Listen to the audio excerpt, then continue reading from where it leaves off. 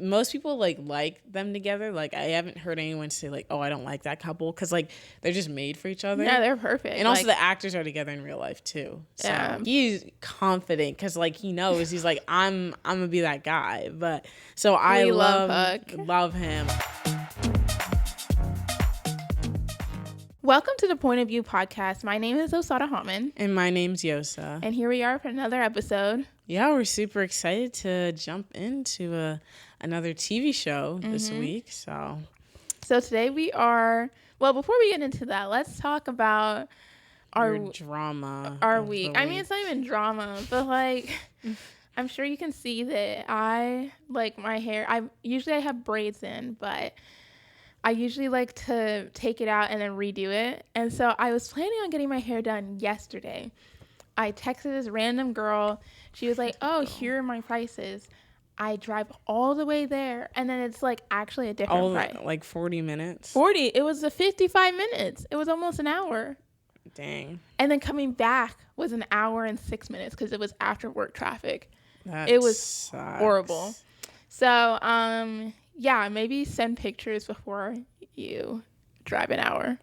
I thought it was that she didn't know that, like, you were doing extensions. Like, yeah, no, I thought there was, like, a miscommunication, not like, oh, she didn't know what your hair looked like. I, looked back on my text, and I literally said, with extensions. And I think she didn't see it or something. I don't really know. But yeah, because, like, why would she want you to come there and, like, waste both y'all's time? Yeah, I mean, I think it was a bunch of miscommunication. Maybe she just didn't click, didn't register. But to just hop into what we're talking about, we were talking about the show called Once Upon a Time. I wouldn't say this is a popular show. It's not necessarily niche either. You said this isn't a popular show? I said I wouldn't say it's like the most popular. Like, that's not true. I wouldn't put it up there with like Bridgerton or the Game of Thrones. Like, I wouldn't put it up. No. I wouldn't put it like a Criminal Minds, Grey's Anatomy. Like, I wouldn't put it at that tier. I disagree. I think that from my knowledge, Once Upon a Time had like record breaking it was an ABC show. Like, how many ABC shows are out there? It's a good show, but I'm not gonna rank it. We'll talk about this after the podcast, but should we get into the summary of it? So the show Once Upon a Time, that is not the most popular show, it's about this girl named Emma. She's 28 years old. She lives in Boston, I believe, at like the very beginning of the show. And so she's celebrating her 28th birthday alone. She has a date that night gone wrong. She's like a bail bonds person. Basically, she like finds criminals, like a lonely job. She lives in like an apartment alone. Like she's been alone basically her whole life. She's grown up an orphan. And so what happens is her like a birth biological son like finds her. He like comes to her door, and he's like 11 years old or 10, and he's like, I'm your son. My name's Henry. And she just like turns around, goes into the bathroom, and is like, oh my goodness, because like she'd given up this kid like 10 years ago. It was a closed adoption, so like he shouldn't have been able to find her. He's not supposed to know who she is. And so through like a series of events, like he finds a way to bring her back to his hometown called Storybrooke, where there are storybook characters who like Snow White, Prince Charming, Jiminy Cricket, Little Red Riding Hood. There's all these characters that are stuck in this town. They're stuck in this time because there's been this curse that has been casted upon by the evil queen. And so this evil queen has spent this curse for 28 years. Time has literally been stopped in this one little town in Maine that no one can enter, no one can exit except Emma, the main character, of course. And so that kind of just starts the show. So I'm sure you guys can kind of guess like what happened. You know, his foster mom is there, his new mom is there, his like actual mom, and there's all this drama. But kind of just to get into it, for those of you that have watched the show, you know that there's some couples in the show. Of course, Snow White and Prince Charming are together, but their names in the show are Mary, Margaret, and David. And so I think it's a pretty like most people like them together. Like I haven't heard anyone say like, oh, I don't like that couple, because like they're just made for each other. Yeah, they're perfect. And also the actors are together in real life too. So yeah, but like I heard, like, I don't know how true this is, but I heard that they like cheated on each other on the set, and then they got together. I think it was something along those, or it was like close, because I believe he was either married or engaged. No, they both were married, I think. Yeah, one of them was engaged or something like that. But like then they like got to set. It wasn't like confirmed, but like they got together like a couple weeks after they like both broke off like their marriage or engagement. So it's kind of like there's actually quite a bit of tea with the show. So I don't know, maybe it's weird. But so their names in the show are Mary, Margaret, and David, and then their daughter Emma is like this like savior. She's the product of their true love, because it's Snow White and Prince Charming. And so later in the show, she meets this guy named Killian Jones, or Captain Hook, as most people would know him, which I know sounds whack. Like that sounds Captain Hook and like the daughter of Snow White and Prince Charming. The whole like the story does not make sense. Like the family tree doesn't make sense. Like this person gets with this person is like married to this person person is the child of these two people. Like it doesn't make sense. And like I think we got our dad to start watching it a few years ago. He got to like season 6, but he got tired of it because he was like, what the heck is going on? There's too many people. There's too many people, too many relationships.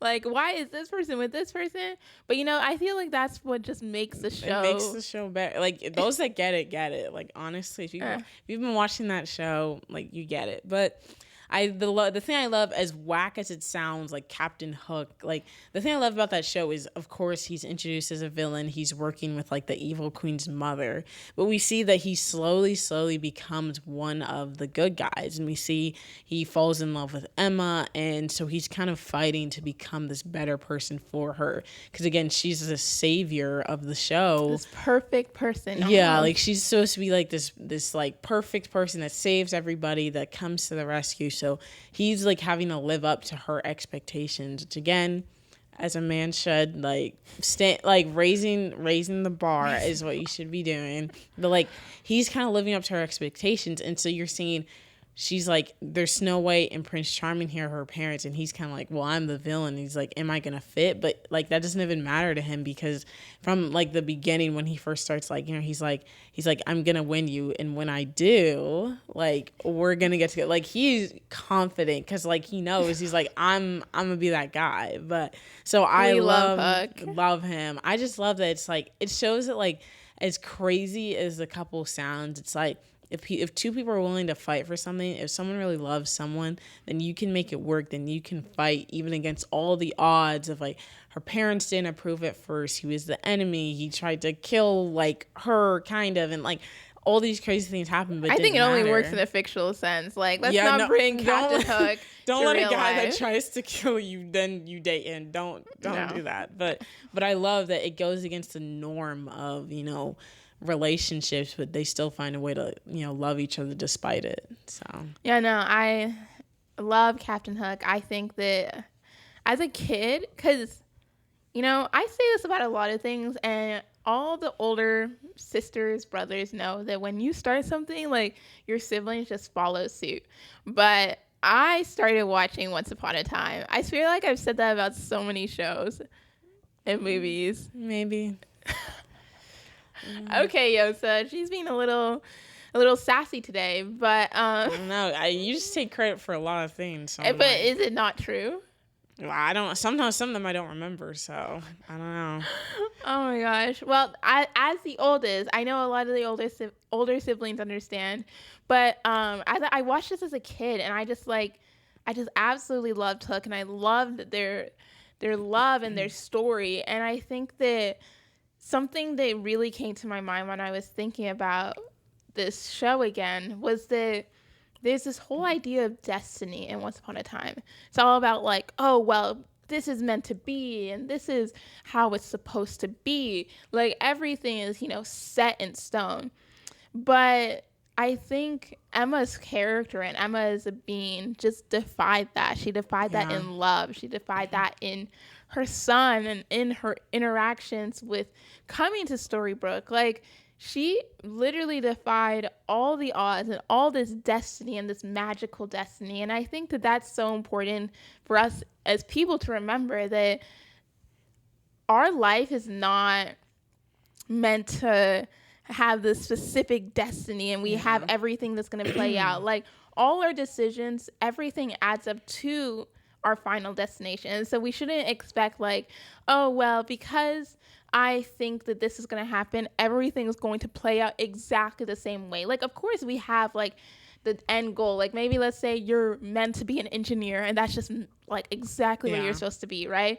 Doesn't mean that your path is going to end up exactly the way you think it's going to. Every single step is going to be exactly what you expected. No. And so you see that so much in Once Upon a Time. Like, Emma, everyone knew she was the savior. It's been predicted over time that she was going to save them all. Do you think that they expected her to save them 28 years later? 28 years later? I'm pretty sure, like, when she was born, they thought she was going to save them at that moment. They thought immediately, like, because they didn't even know how she would break the curse. Exactly. So, like, I think that it's so important for us to remember that, like, yeah, we have, like, goals and dreams and things that, you know, we definitely will, because we're manifesting that into reality. We will obtain our goals and dreams. However, the path to get there is not what we expect, and it's not easy. And so I think that that's a lesson that, you know, came to my mind, that we shouldn't be so focused on this magical destiny, because, or I guess the magical destiny path, because the path is so unknown. And, you know, isn't that the fun, as people say, the fun of life?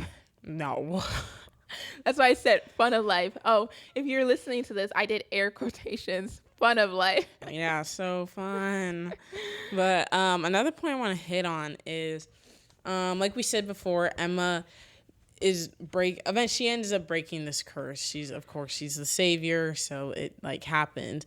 But kind of what happened at the end of the first season when she breaks this curse, as I said before, Snow White and Prince Charming, or Mary, Margaret, and David, are her parents. But when they're in the show, she's actually friends with them. Like, or before the curse breaks, she's friends with them.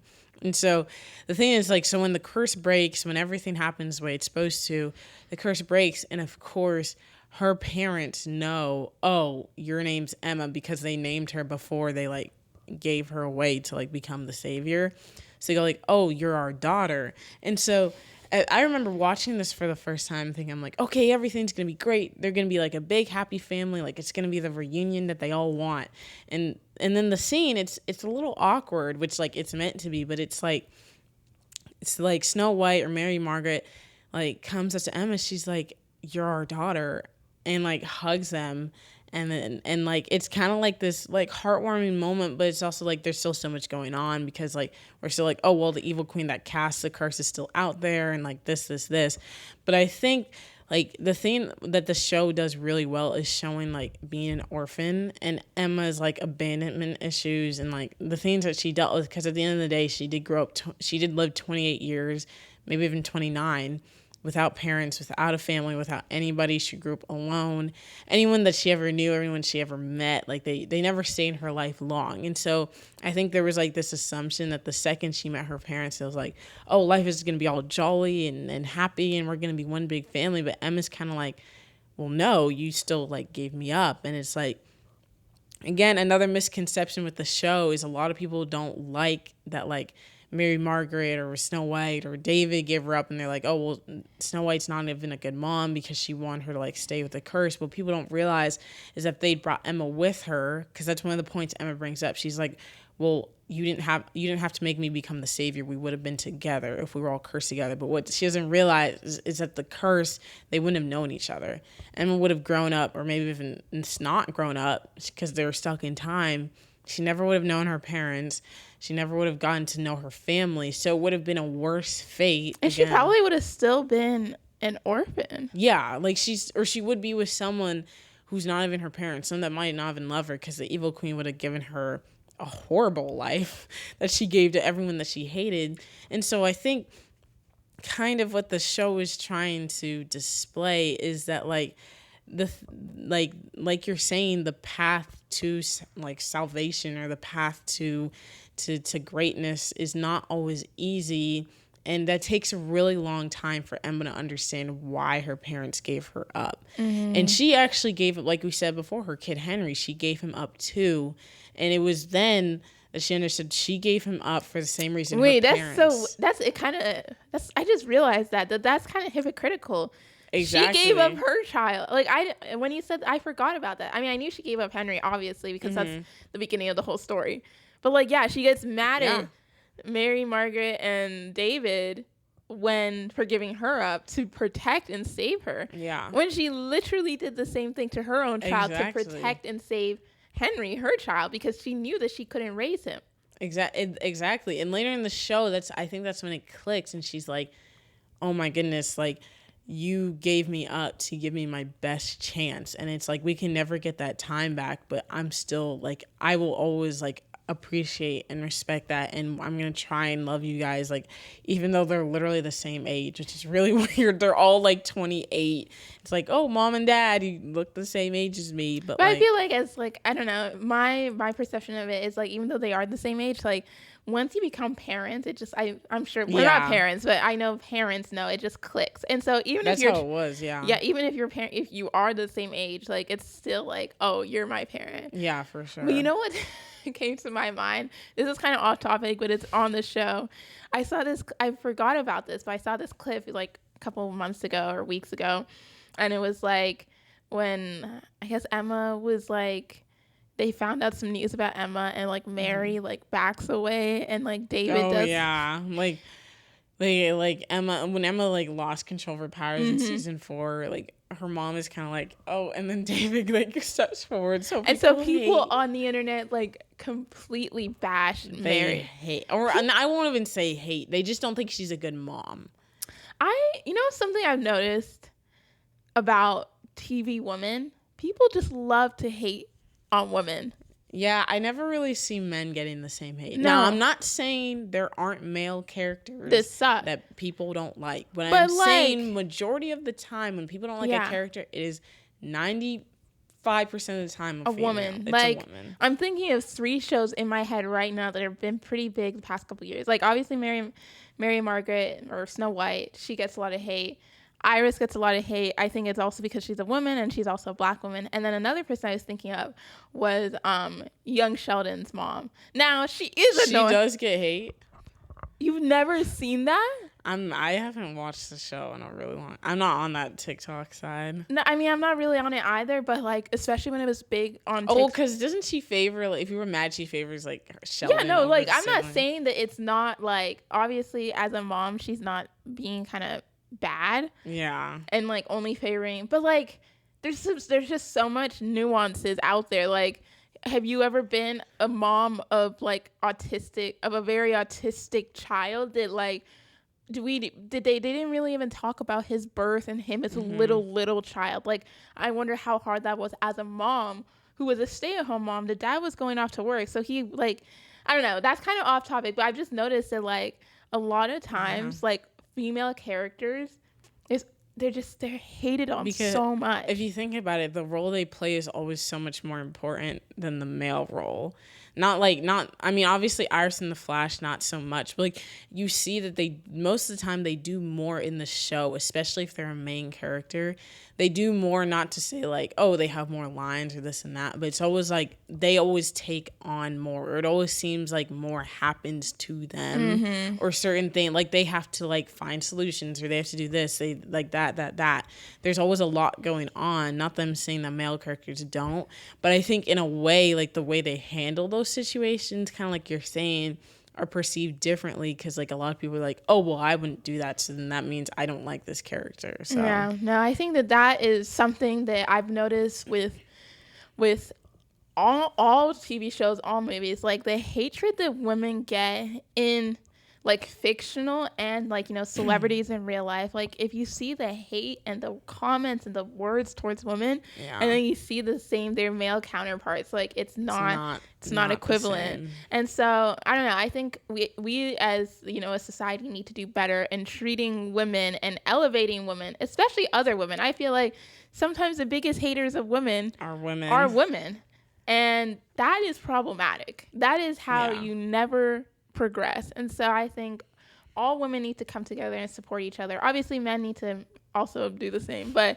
I feel like it needs to start with women supporting women better, and then that naturally will allow men to also support them as well. I mean, there's always going to be bad people out there, but I think for the most part. But that's kind of a side note, but that literally just came to my mind as we were talking about Mary. I was like, she's also hated so much like every other woman out there.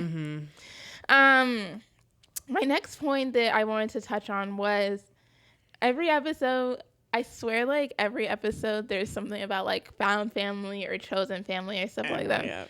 Every episode, season. Every book, every movie, there's always found family. And I'm curious about that. Like, why do you think all stories have some element, like all good stories? If you notice, every good story has an element of found family. Why do you think that? Because who doesn't want family, right? Like, I mean, there are people that want to be alone. Like, I get that. But at the end of the day, everyone, whether it's a friend, which can be considered family, like what's that saying? All you need is one good friend. Like, who doesn't want someone in their life that's going to fight for them, that's going to stand up for them, that's going to be that person for them? Like, we all want that, whether you want to admit it or not. Yeah. So I think that in this story, especially, now some of it's found family, some of it's like actually messy family. Like somehow, like Rumple is Henry's grandfather and technically Emma's like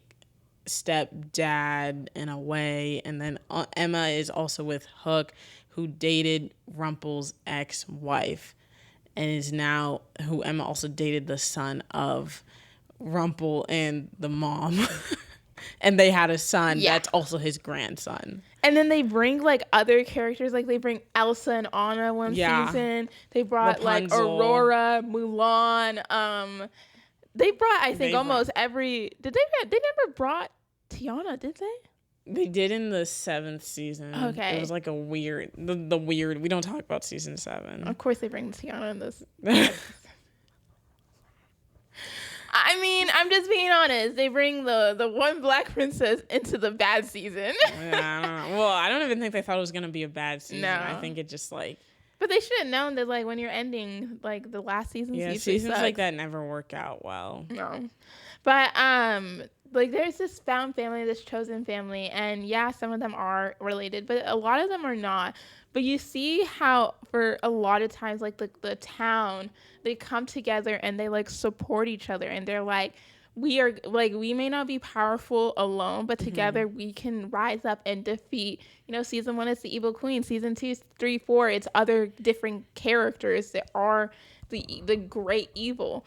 Yeah. And so I think that we always say this every episode, but I think I think it's so important that, like, you need to definitely surround yourself with people that will allow you to be able to fight the great evils in the world. And that's not necessarily like, you know, the evil queen or Rumpelstiltskin or the dark one.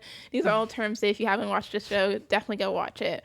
But there's so much evil and there's so much sadness in the world, and I think that you need to surround yourself with that found family, that chosen family, the family you choose to be able to, like, fight. I'm air quotations if you're listening, fight against these, like, evils and the sadnesses in the world. Yeah, for sure. And honestly, I think kind of connecting to that is there's a lot of trials. There's so many curses.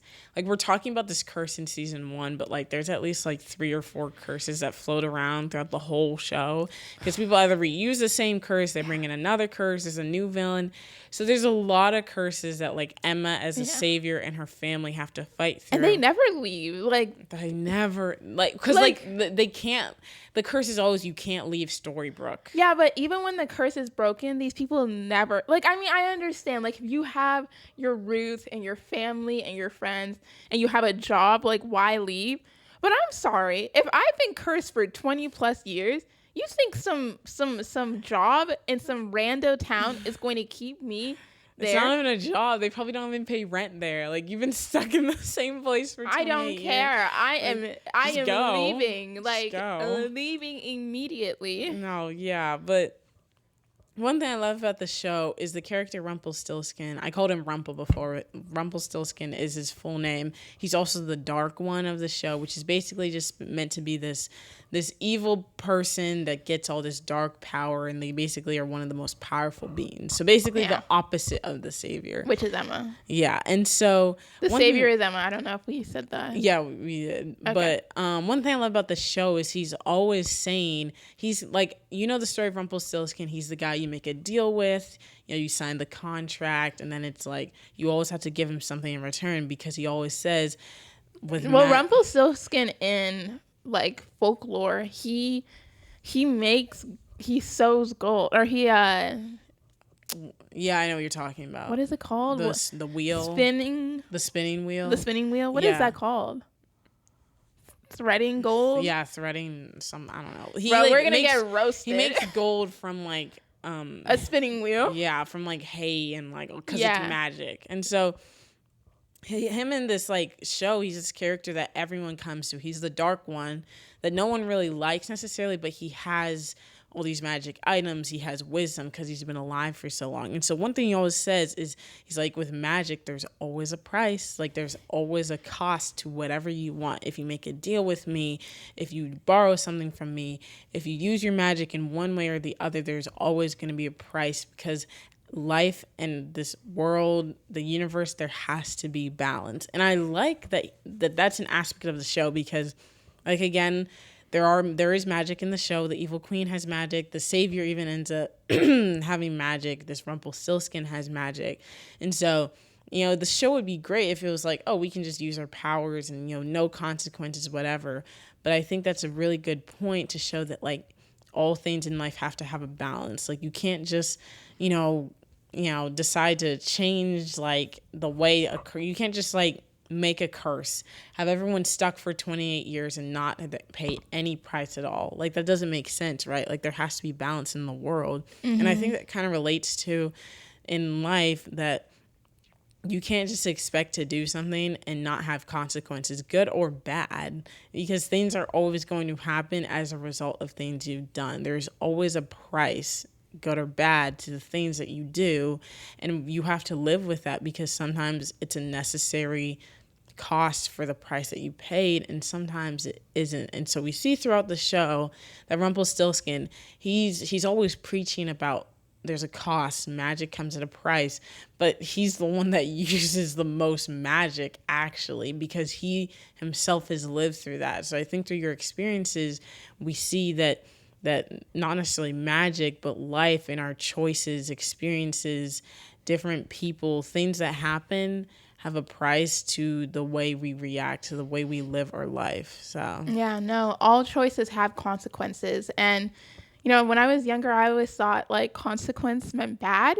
I was always like, oh, like, the consequences. I was like, oh, no, they're bad. It's not. Consequence does not mean bad. Consequence is just what happens after a choice is made. Mm-hmm. And so if you make a good choice, you know, if you decide I'm going to study for this test, the consequence is you do well. Good. But if you decide to not study for a test, that's also another choice. The opposite, the consequence is you may not do well. And so I think that in life, it's so important for us to remember that every decision we make has a consequence. And so if you decide to open your door and something happens, the consequence of you opening that door is whatever happened. And so I like you were just saying, yes, I love that everything in this show, but everything in real life does have, you know, a consequence or an action that happens. And I feel like that makes it kind of makes sense. Like, it just makes sense in the way of the universe, you know, science. Like, there's, like, you know, you do something and there's an action, a reaction. There's what's Newton's third law? For every force, there's an equal and opposite force. Yes. Like, you have to have balance. You have to have balance. And so we love that. One thing that I love was there is so much emotional resilience in these characters. Like, we've been saying this for a few times. Like, they were trapped in this world for 28 years. Imagine waking up after 28 years and realizing you've been stuck in time for 28 years. Like, that Like, I'm just surprised they didn't have like A mental breakdown? yeah, the cricket. He didn't have more. He didn't have more. Because Jiminy Cricket is the therapist of the town.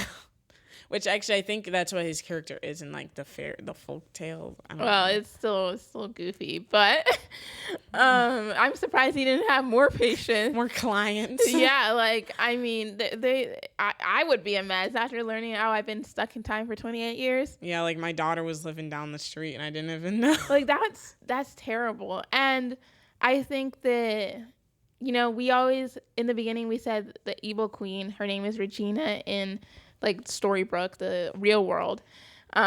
She's bad. She is the one that started this whole curse. Mm-hmm. But if you think about it, like I'm not defending her actions, but I still think about all the things that have happened in her life that have created her character.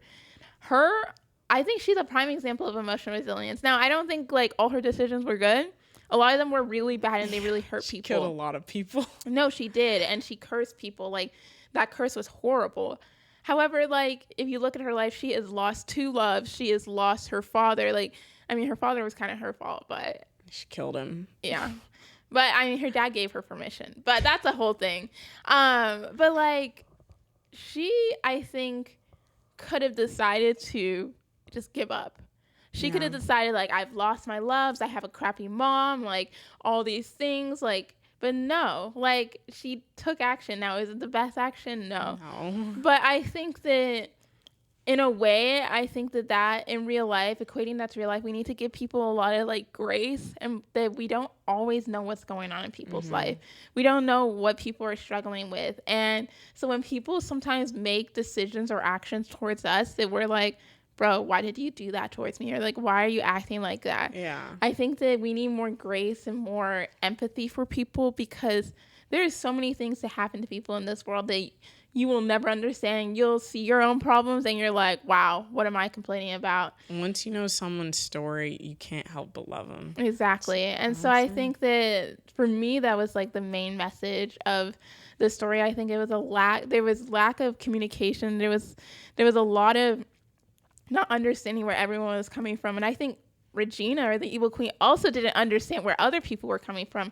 And I think that's why she made a lot of the decisions that she did make, because she didn't understand these other characters. And so I think that this world, and honestly, this world, like Once Upon a Time world, and I think our real world would be such a better place if we just took the time to understand people around us. Yeah, for sure.